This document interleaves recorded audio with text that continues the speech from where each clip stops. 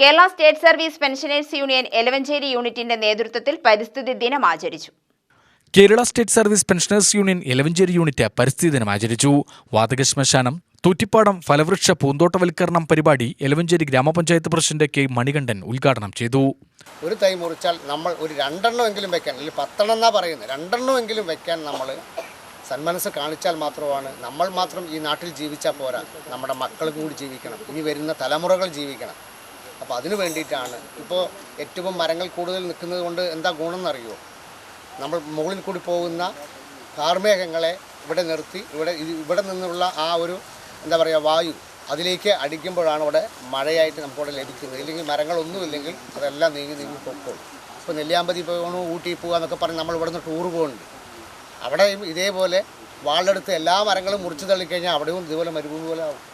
പക്ഷെ അവിടെ ഈ ഫോറസ്റ്റിൻ്റെ ആയതുകൊണ്ടും ഡിപ്പാർട്ട്മെൻറ്റിന് നോട്ടം ഉള്ളതുകൊണ്ട് ഒരാളൊരു ചില്ല പോലും ഒടിച്ചാൽ കേസ് വരും എന്നുള്ളത് എല്ലാവർക്കും അറിയാം. അതുകൊണ്ട് അവിടെ ആരും തൊടാത്തത് കൊണ്ട് ഇന്ന് അവിടെ കാണാൻ നല്ല ഭംഗിയാണ്. നമ്മുടെ നെല്ലിയാമ്പതി ആണെങ്കിലും ഊട്ടിയാണെങ്കിലും കൊടൈക്കനാലൊക്കെ ആണെങ്കിലും അത് കാണാനാണ് നമ്മളിവിടുന്ന് വണ്ടി പിടിച്ച് അവിടെ പോകുന്നത്. അത് നമുക്ക് തീർച്ചയായിട്ടും ഇവിടെയും നമുക്ക് അത്തരം രീതിയിൽ സംരക്ഷിക്കാൻ വേണ്ടി കഴിയും.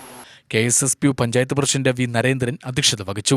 ഹരിത Kerala mission Nenmara block coordinator Premdas വിഷയാവതരണം നടത്തി. Secretary C Chandran, Ramachandran master, Jayapalan, Krishnakumar, Sankaranarayanan, Sabu Mon, C Ravindranath എന്നിവർ സംസാരിച്ചു. UTV news, Palakkad.